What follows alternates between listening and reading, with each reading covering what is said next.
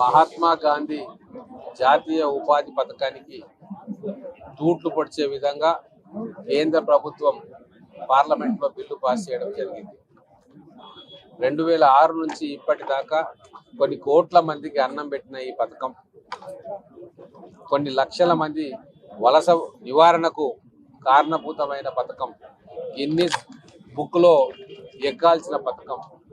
అటువంటి పథకాన్ని నీరుగార్చే కుట్ర భారతీయ జనతా పార్టీ చేస్తా ఉంది. దీనికి వ్యతిరేకంగా ఈరోజు సమాజం మొత్తం కూడా కాంగ్రెస్ పార్టీకి అండగా నిలవాల్సిన తరుణం ఆసన్నమైంది. అన్ని రాజకీయ పార్టీలు కూడా పేద ప్రజల సంక్షేమం కోసం అని చెప్పుకుంటా ఉన్నాయి. మరి అటువంటి సంక్షేమానికి తూట్లు పడుతున్నప్పుడు రూల్స్ వెనక మెల్లగా ఉపాధి హామీని ఎత్తివేయాలని చెప్పి ఇప్పుడున్న కేంద్ర ప్రభుత్వం దురాలోచన చేస్తున్నప్పుడు పేద ప్రజల పక్షాన నిలబడాల్సిన బాధ్యత ఇప్పుడున్న రాజకీయ పార్టీలది. నేను బీఆర్ఎస్ పార్టీని కానీ మిగతా రాజకీయ పక్షాలను కానీ అలాగే ప్రజా సంఘాలను కావచ్చు, ఉద్యోగ సంఘాలు కావచ్చు, కుల సంఘాలు కావచ్చు, మొత్తం సమాజాన్ని మేము రిక్వెస్ట్ చేస్తూ ఉన్నాం, మీరందరూ కూడా కాంగ్రెస్ పార్టీకి మద్దతు ఇవ్వండి. ఈ ఉపాధి హామీ పథకాన్ని మళ్ళీ యాజ్ ఇట్ ఈజ్గా పెట్టడం, జాతిపిత మహాత్మా గాంధీ గారి పేరును దానికి పెట్టేంత వరకు మీరు కాంగ్రెస్ పార్టీ చేస్తున్న అన్ని కార్యాచరణలో భాగస్వామ్యం కావాలని చెప్పి మహబూబ్ నగర్ నుంచి రిక్వెస్ట్ చేస్తా ఉన్నాం. ఈరోజు పేదోళ్ళ కడుపు కొట్టే ప్రయత్నం కుట్ర బీజేపీ పార్టీ చేస్తూ ఉందనడంలో ఎలాంటి అతిశయోక్తి లేదు.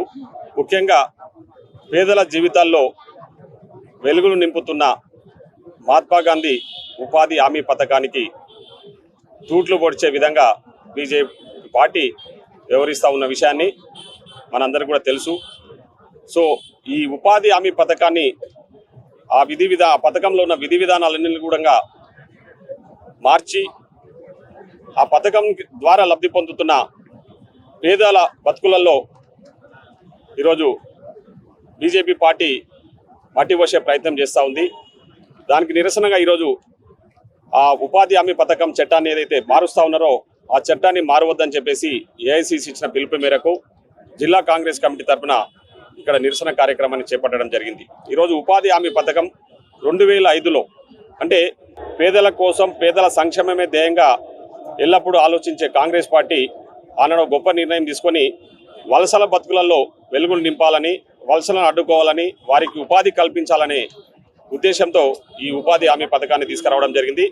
ఈ ఉపాధి హామీ పథకం ద్వారా కొన్ని కోట్ల మంది ప్రజలు భారతదేశం మొత్తంలో కూడా లబ్ధి పొందిన విషయాన్ని ఈ సందర్భంగా గుర్తు చేస్తా ఉన్నాం.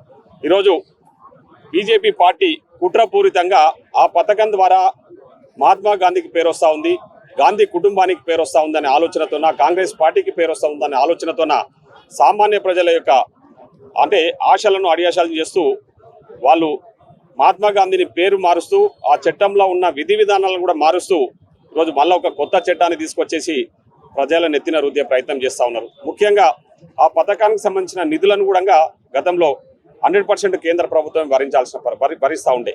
కానీ ఈరోజు ఈ చట్టం తీసుకొచ్చేసి ఈరోజు 60% కేంద్రము, 40% స్టేట్స్ భరించాలని చెప్పేసి రాష్ట్ర ప్రభుత్వాల మీద కూడా ఈరోజు భారం మోపే ప్రయత్నం బీజేపీ పార్టీ చేస్తూ ఉంది. సో మొత్తం మీద ఏదో రకంగా గాంధీ కుటుంబాన్ని, ఈ కాంగ్రెస్ పార్టీని వాళ్ళు అంటే పేరు చెడగొట్టాలనే ఆలోచనతోన బీజేపీ కుట్రలవన్నీ ఈరోజు ప్రయత్నం చేస్తూ ఉంది. ఈరోజు మహాత్మా గాంధీ పేరు ప్రపంచవ్యాప్తంగా జాతిపిత అని పేరు పొందుతూ ఉన్నాడు. ఇప్పటికీ ఆ పేరు మారుమోగుతూ ఉంది.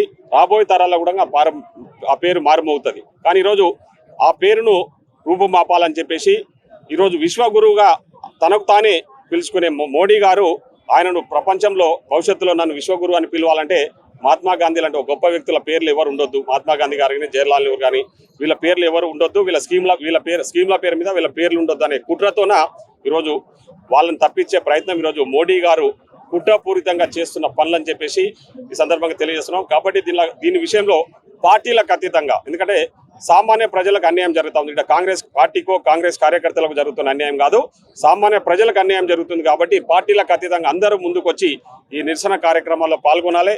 మా డిమాండ్ అంతా ఒకటే, కాంగ్రెస్ పార్టీ తరఫున మళ్ళీ పూర్వ వైభవం, ఆ పథకానికి పూర్వ వైభవం తీసుకొచ్చేసి పూర్వం ఉన్న విధి విధానాలు అన్ని కూడా మళ్ళీ తీసుకురావాలి.